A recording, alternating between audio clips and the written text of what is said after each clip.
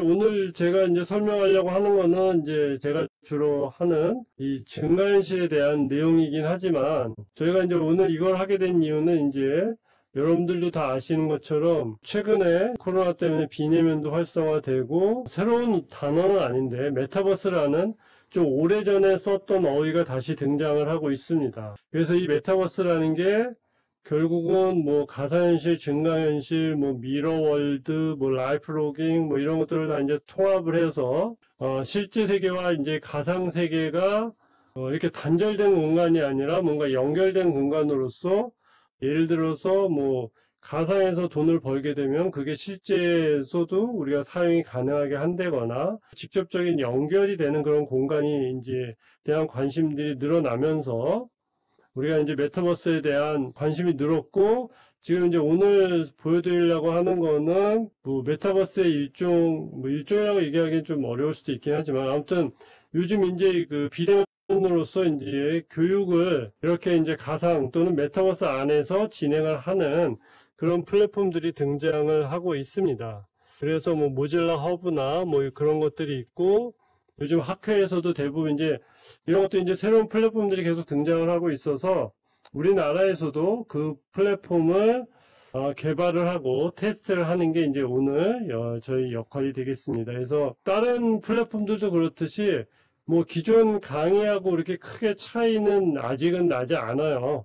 그래서 뭐 아까 보여드린 것처럼 뭐 3D 오브젝트를 보여준다거나 아무래도 여러분들이 그냥 모니터 화면에 있는 것보다 이렇게 직접 가상 공간의 책상에 앉아 있는 게 조금 더 뭐 몰입감이 높다든가 뭐 그렇게 볼 수 있을 것 같아요. 지금 제가 설명한 것처럼 메타버스도 그렇고 이런 것들이 이제 발생하는 이유는 우리가 이제 정보기술이 변화가 생겼고 정보 자체, 그 데이터 자체에도 변화가 아주 크게 생겼기 때문에 이런 일들이 발생을 한 겁니다. 그래서 컴퓨터 환경의 변화는 뭐냐면 여러분들 다 아시는 것처럼 결국 이 스마트폰이라는 이 장치로 모든 것들이 통합이 되고 있고 이게 이제 하나의 흐름이라면 또 다른 흐름은 뭐냐면 우리가 이제 집에 있는 가전이든 아니면 우리 실내 공간이든 실외 공간으로 컴퓨터가 이렇게 숨어 들어가는 그런 역할을 하고 있습니다. 그래서 우리가 무의식적으로 컴퓨터를 사용을 하거나 아니면 이렇게 작은 장치에서 우리가 그동안 사용했던 모든 그 내용들을 컴퓨터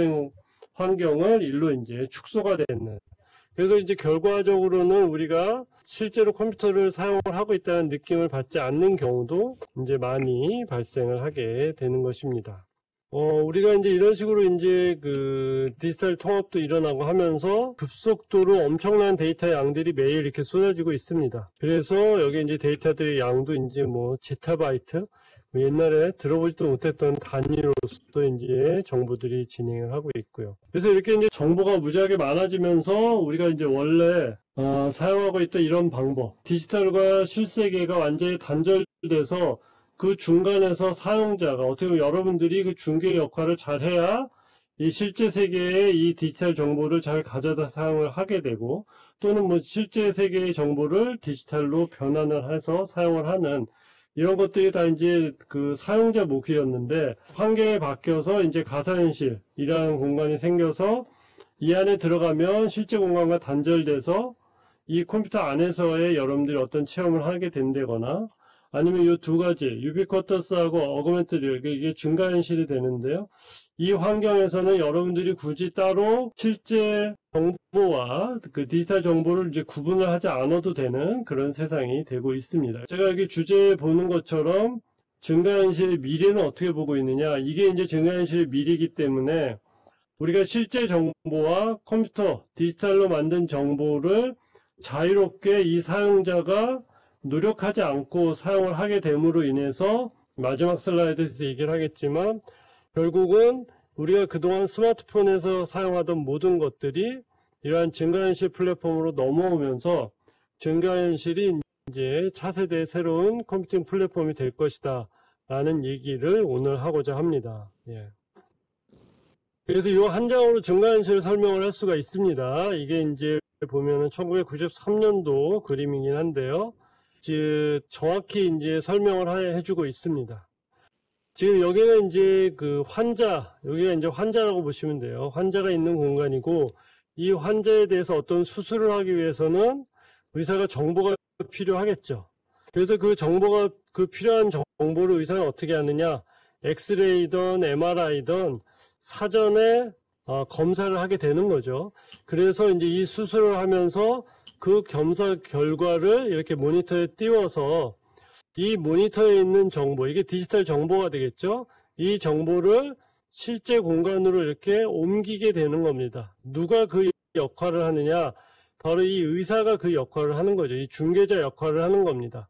그래서 이 그 사람으로부터 얻은 이 디지털 정보를 실제 정보에 잘 정합을 시켜서 어디에서 이 사용자 의사의 머리에서 정합을 시켜서 수술을 성공적으로 이제 마치는 게 목적이 되는 거죠. 근데 증가현실이라는 것은 뭐냐면 이 정보가 왜 여기에 있어야 되냐는 의문을 갖게 되는 겁니다. 이 정보의 원래 위치는 어디에 되느냐? 바로 이 환자 위에 있어야 되는 거죠. 그러면 의사가 고생을 하지 않아도 되는 겁니다. 의사는 이거를 이 머릿속으로 갖고 오고 이 실제 정보를 이 머릿속으로 갖고 와서 여기서 통합을 하는 게 아니라 그 통합된 정보를 그냥 보기만 하면 되기 때문에 의사의 일이 많이 줄어들게 되는 거죠. 그렇게 되면 수술에 더 집중을 해서 더 성공적으로 할 수 있게 되는 겁니다. 이런 것처럼 이 증가현실이라는 것은 꼭 뭐냐면 우리가 어떠한 정보가 있으면 그 정보를 필요한 공간에 보여주게 되는 게 바로 증가현실의 가장 궁극적인 목적이 되겠습니다. 그래서 이게 기존의 시스템이라고 보면 이게 이제 증가현실 시스템이다라고 보시면 되는 겁니다. 그래서 증가현실은 결국은 여러분들이 원하는 위치에 원하는 정보가 잘 보이게끔 하는 게 증가현실의 목적이다라고 보시면 될 것 같아요. 그래서 이제 저희 학교 여기 주차 타워가 되는데 이거를 갖고 한번 확인을 해보면 자 이거는 실제 세계죠. 그럼 여기에 가보면 이게 뭔지 뭐 우리 학교에 오는 손님들은 잘 모를 수도 있겠죠. 이게 뭔가 궁금해할 수 있습니다.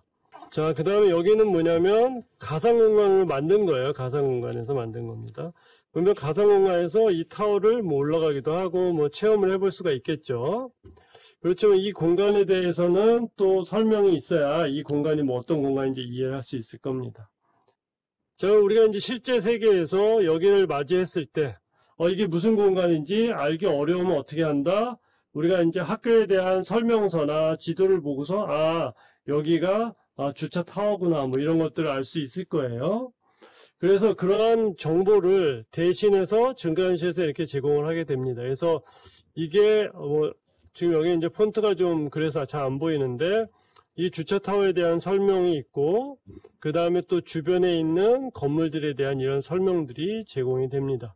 그럼 우리는 따로 이 실제 환경을 보면서 독자적인 어떤 자료를 가지고서 이 공간에 대한 이해를 하는 게 아니라 직접 여기를 보면 이 공간에 대한 설명이 여기가 부여가 되기 때문에 훨씬 직관적으로 이 공간에 대한 이해를 할 수 있게 되는 거죠. 그게 바로 증가현실의 목적이 되는 겁니다. 자, 그래서 증가현실 정의를 보면 이게 가장 중요한 세 가지 정의인데요. 물론 97년에 아즈마라는 사람이 이제 정의를 한 겁니다. 그래서 증가현실의 가장 중요한 거는 뭐냐? 실제와 가상이 결합을 해야 된다. 여기 보시는 것처럼 이게 이제 영화 스타워즈 3에 나오는 건데요. 이게 결국 여기도 화상회의를 하고 있는 겁니다. 근데 이 객체들이 의자에 앉아 있게 되는 거죠. 이런 식으로. 그래서 가상과 실제가 이렇게 통합된 공간에 있게 되는 게 증가현실이 되는 거고요.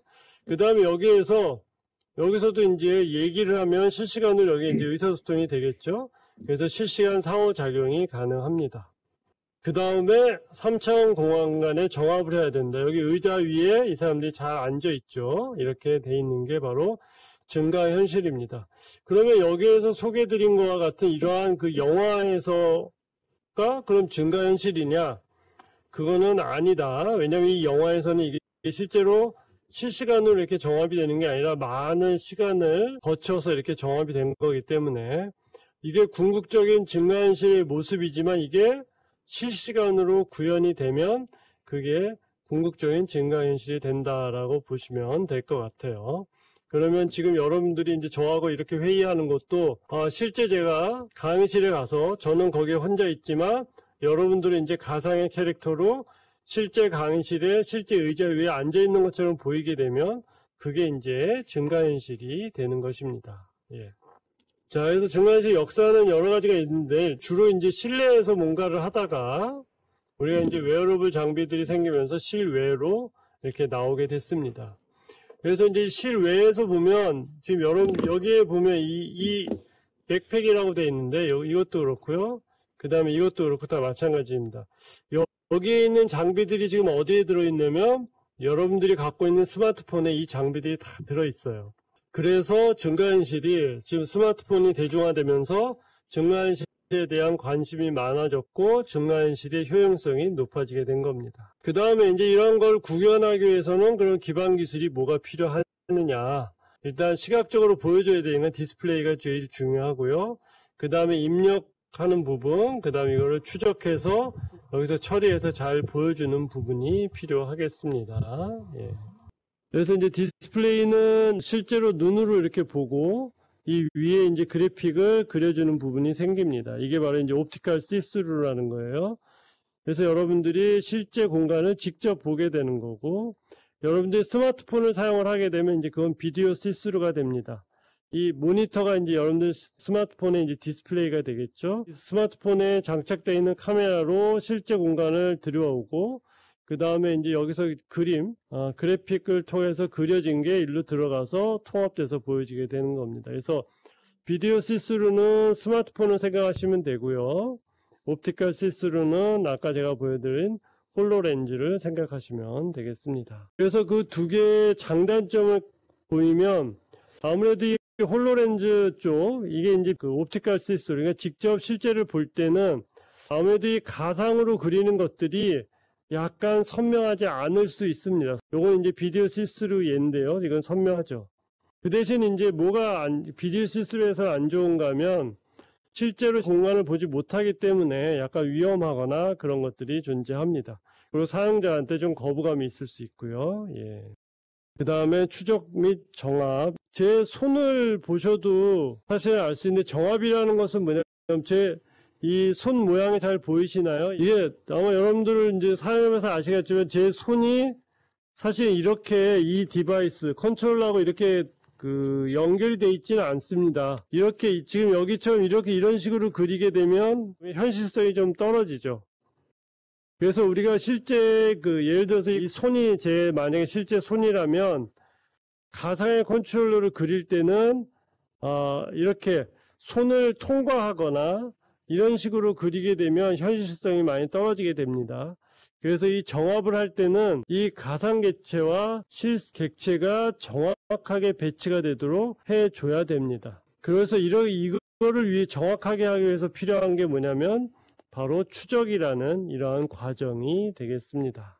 자, 그 다음에 이제 상호작용이 중요하고요. 그래서 아까 얘기한 것처럼 이게 홀로렌즈 2인데 이러한 환경에서는 어떤 컨트롤러를 써서 하는 게 좀 어려울 수 있기 때문에 일반적으로 이렇게 핸드 제스처를 사용을 하거나 아니면 보이스, 오디오로 인터랙션을 하거나 그렇게 합니다. 자, 이 정도로 해서 기본적으로 제가 좀 빨리 진행을 했습니다. 여기에 대해서 아까 혹시 못 본 친구들이 있을 수 있어서 홀로렌즈를 다시 한 번만 띄워보도록 할게요. 그래서 아까도 제가 말씀드렸지만 이 홀로렌즈가 여러분들이 아마 직접 경험을 못 해보신 학생들이 많을 거라서 제가 아무래도 영상으로 보는 것보다는 이렇게 3D로 보는 게 좀 차이가 있을 수 있어서 보여드립니다. 그래서 보시는 것처럼 요 앞에 글래스가 이게 투명하죠. 투명해서 실제 공간을 여러분들이 이렇게 보게 되고 그 다음에 요 위에 있는 블럭이에요. 여기에 이제 컴퓨터가 아마 앞쪽에 있어서 여기에서 이제 그래픽을 생성을 해서 사용자한테 이렇게 안경 모양에 있는 그쪽으로 이제 보여주게 됩니다. 그래서 이거를 실생활에서 쓰기에는 조금 부담스럽기 때문에 현재는 산업계 쪽에서 많이 사용을 하고 있고요.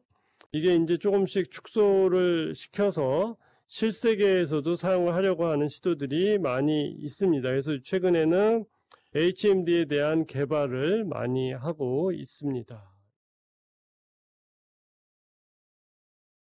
저희가 앞에서 이제 간단하게 이제 증강현실을 소개를 해서 지금부터는 이제 증강현실이 실질적으로 이제 어디에 사용이 되는지 그 부분을 간단히 보면서 앞으로 어떻게 이 증강현실을 활용할 수 있을지에 대해서 한번 같이 고민해 보도록 하겠습니다. 적용 분야를 각각을 보기 전에 일단 증강현실에 대한 기대라고 해야 되나요? 사람들이 현재 갖고 있는 증강현실이 이제 얼마나 성공할 것이냐는 것을 이제 기대를 요즘 뭐 가장 대표적인 기업이 페이스북이긴 한데 여기에서 보시면 맨 위에 있는 게 비디오 게임입니다.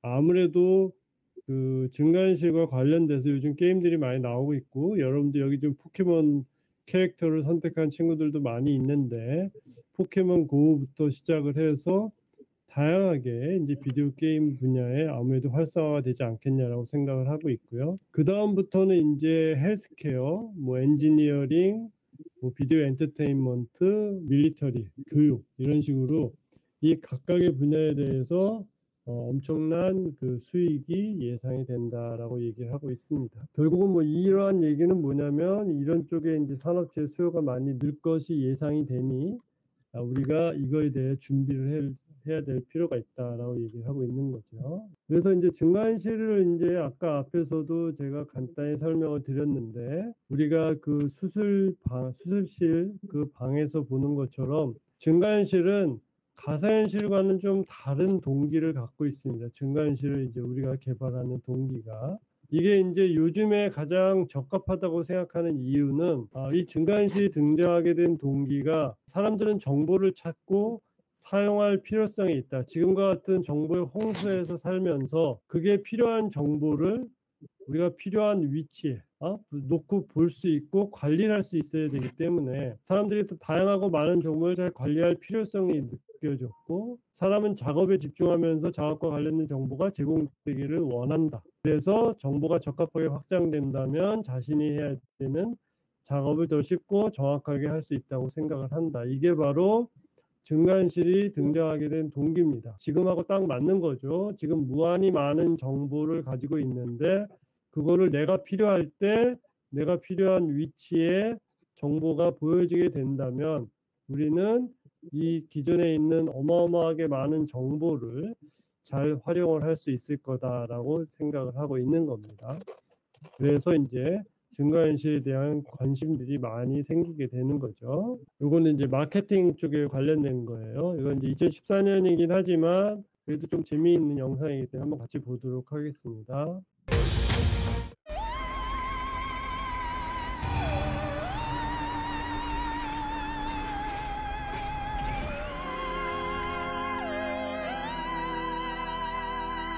아까 옵티컬 시스로 비디오 시스로 얘기를 했는데 펩시 콜라 광고로서 이거는 비디오 시스루가 되겠습니다. 실제 공간을 여기 바깥에 부착되어 있는 카메라를 통해서 보게 되고요. 그 위에 이제 그래픽을 이렇게 그리게 되는 겁니다. 그래서 요즘 가장 활발하게 이제 초창기에 쓰였던 분야가 바로 마케팅입니다. 왜냐하면 증강현실을 통해서 우리가 눈을 끄는 효과를 가져올 수 있기 때문에 그렇습니다. 그 다음에 이제 교육 분야, 우리가 이제 보통 그 가상현실도 그렇고 증강현실도 그렇고 사람들이 가장 관심을 많이 실질적으로 갖고 있는 분야는 또 교육 분야입니다. 그래서 효과들도 나름 또 검증이 되고 있고요. 그래서 이제 여기 같은 경우는 이건 2016년 거라서 그래도 좀 오래된 거긴 합니다만 결국은 여기서 하려고 하는 거는 뭐냐면 우리가 이제 가상 공간에서 이렇게 교육을 해도 좋지만 실제 물건을 만지는 게 교육에 효과가 있기 때문에 교육에 필요한 정보만 제공을 해주려고 노력을 하고 있습니다. 뭐 이 정도는 이제 홀로렌즈 2에서는 쉽게 볼 수가 있습니다. 이제 지금 보여드리려고 하는 거는 이제 2017년에 나온 의료 분야인데요. 사실은 의료 쪽에 이게 되면은 이제 상당히 효과가 좋은데 의료는 그 사람의 목숨을 다루는 거기 때문에 아까 그 추적이라는 부분이 있죠. 그 부분에 대한 정확도가 상당히 높아야 됩니다. 그래서 이제 아직까지는 이제 활성화가 돼서 사용을 하지는 못하고 있어요.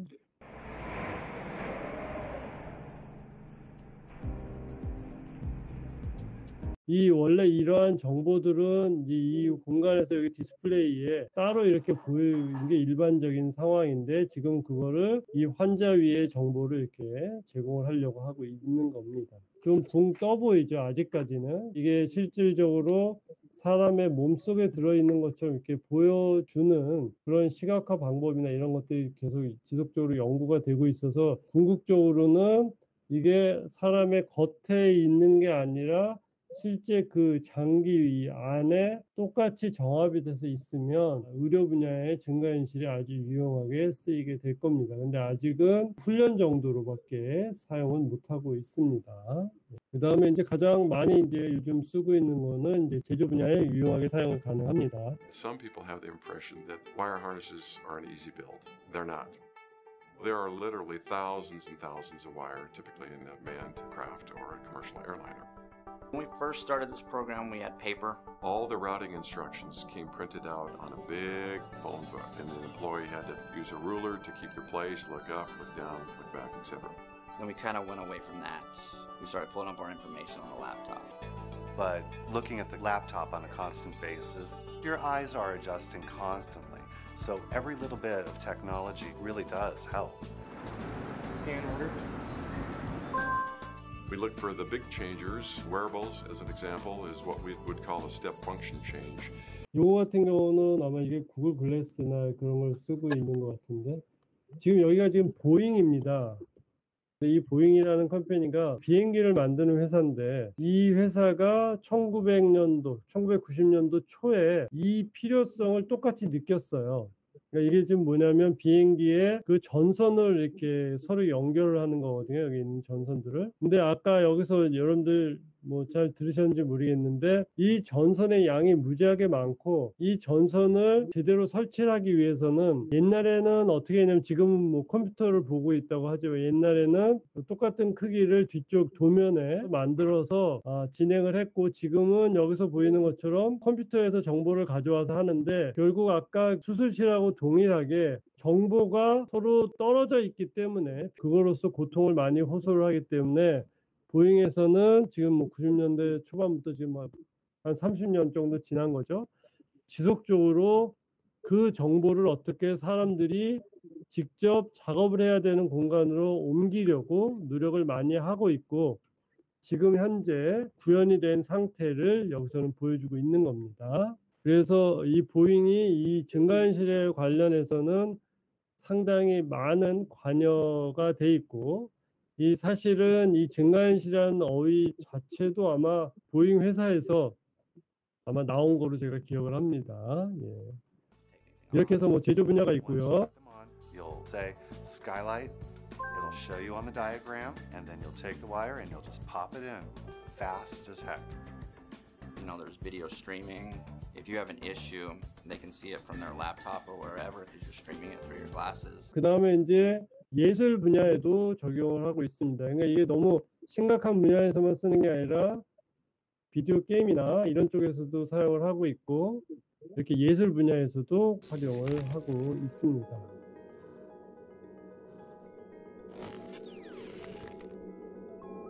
그래서 뭐 예술 분야는 뭐 아직까지는 이렇게 심각한 기술이 쓰이는 게 아니라 그냥 우리가 어떻게 보면 이제 패턴을 보면 그 위에 이제 새로운 콘텐츠를 이제 보여주는 그림으로 보여주는 거 이외에 거기에 이제 추가적인 정보들을 이제 제공을 해주는 그런 쪽으로 이제 예술 분야에 적용이 되고 있습니다. 그 다음에 이제 가장 잘 활용하고 있는 분야가 방송입니다. 방송. 이제 앞으로 이제 올림픽이 한 2주 있으면 시작을 하는데 그때 한번 잘 보시면 저게 증가현실로 구현이 된 거구나라는 것들을 여러분들 이해를 할 수가 있습니다. The virtual yellow line in NFL broadcasts is great. It tells viewers how far the offense needs to advance for a first down. But creating that line was a massive engineering challenge. 자, 여기서 이제 설명하려고 하는 것들은 뭐냐. 이게 이제 증강이 된 것들이에요. 여기 노란색과 파란색이. 그러면서 여기서 얘기하는 것들은 이게 단순한 선이지만 이거를 구현하기 위해서는 엄청난 엔지니어링 작업이 필요하다. 뭐 이런 것들을 얘기하고 있어요. 그래서 실질적으로 이게 이제 방송국에서 이제 돈을 많이 투자해서 이렇게 했기 때문에 단순히 이 선 하나지만 이 선들이 이 NFL에서 이 풋볼 경기를 보는데 많은 도움을 주고 있다. 그런 역할을 아주 충분히 잘 하고 있습니다. 그래서 이제 정보가 어떻게 표현이 되면 우리가 효과적으로 사용을 할 수 있는지를 좀 알 수 있는 그런 대목이 되겠습니다. 그래서 결국은 이 타이틀에 있는 것처럼 우리는 그럼 증강현실과 이제 어떻게 이 미래를 준비하게 될 것이냐, 아니면 증강현실이 어떻게 미래를 바꿀 것이냐라고 본다면, 제가 앞에서 잠깐 이 스마트폰을 이제 AR로 바꾼 건데요. 이제는 결국 궁극적으로는 어떻게 될 거다? 이 모든 정보들이 AR 시스템으로 통합이 될 것이다. 증강현실은 사람의 정보 처리 방법이 혁신적인 변화를 가져오게 될 거고, 그 다음에 실생활과 가상세계를 연결하는 통로가 될 거기 때문에 앞으로 그 메타버스나 이런 것들이 이제 활성화가 되면서 더욱 증강현실의 중요성이 높아질 것이다. 그래서 결국 궁극적으로 제가 얘기하고자 하는 것은, 지금은 스마트폰이 이제 모든 컴퓨팅 환경의 중심이 됐다고 보면, 앞으로는 증강현실 시스템이 컴퓨팅 플랫폼이 될 것이다. 즉 증강현실을 포함하고 있는 그 HMD 뭐 그런 디바이스들이 컴퓨팅 플랫폼으로서 이제 등장을 하게 되면서 증강현실은 삶의 일부가 될 것이다. 그래서 증강현실에 대한 관심이 많이 필요하다라는 얘기를 하고 있습니다. 그리고 우리가 원하는 증강현실은 이렇게 되는 거다라는 거죠. 뭐 여러분들 다 아는 뭐 영화지만 아이언맨에 나오는, 지금 저 사람은 뭐 안경도 안 쓰고 그 가상 정보가 실제 공간에 이렇게 보여지면서 자기가 그 공간을 돌아다니면서 정보를 이제 이해를 하게 되는 거죠. 이런 식으로 이제 되는 게 아닐까라고 생각합니다. 근데 이렇게 글래스 없이 이렇게 하려면 뭐 아주 먼 미래가 되지 않을까 싶습니다. 그래서 이제 제가 이제 마지막으로 증강현실이 어떻게 필요한지, 어떤 식으로 구현이 돼야 되는지 3D 오브젝트로 설명을 드리고 제가 마무리를 하도록 하겠습니다.